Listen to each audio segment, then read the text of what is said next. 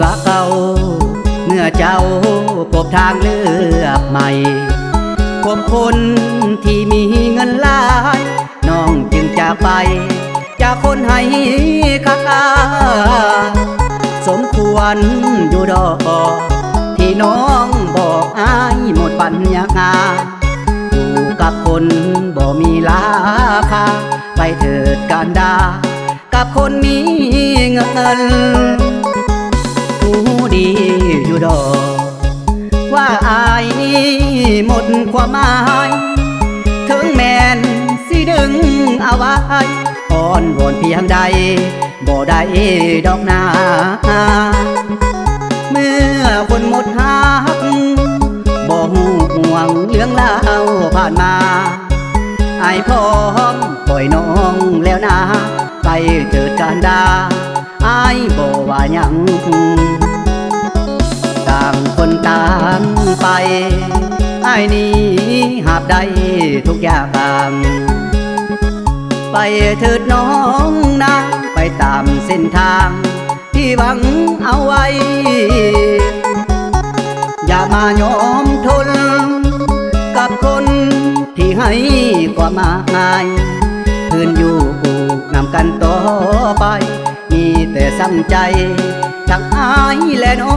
งอยู่กินกันมาแม้นว่ามานานหลายปี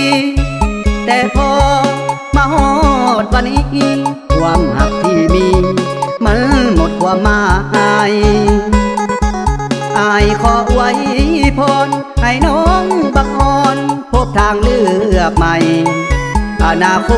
ตขอให้สดใสจงสุขสมใจเถิดนานวลน้อง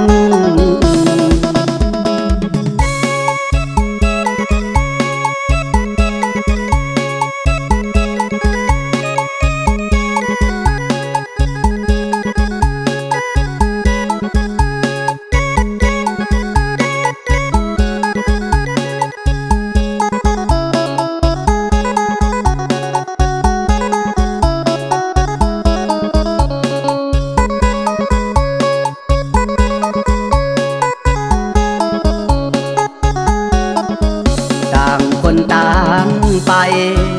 อายนี้หาบได้ทุกอย่างไปเถิดน้องนะไปตามเส้นทางที่หวังเอาไว้อย่ามายอมทนกับคนที่ให้ความหมายคืนอยู่นำกันต่อไปมีแต่ซ้ำใจทั้งอายและน้องอยู่กินกันมาแม้นว่ามานานหลายปีแต่พอมาฮอ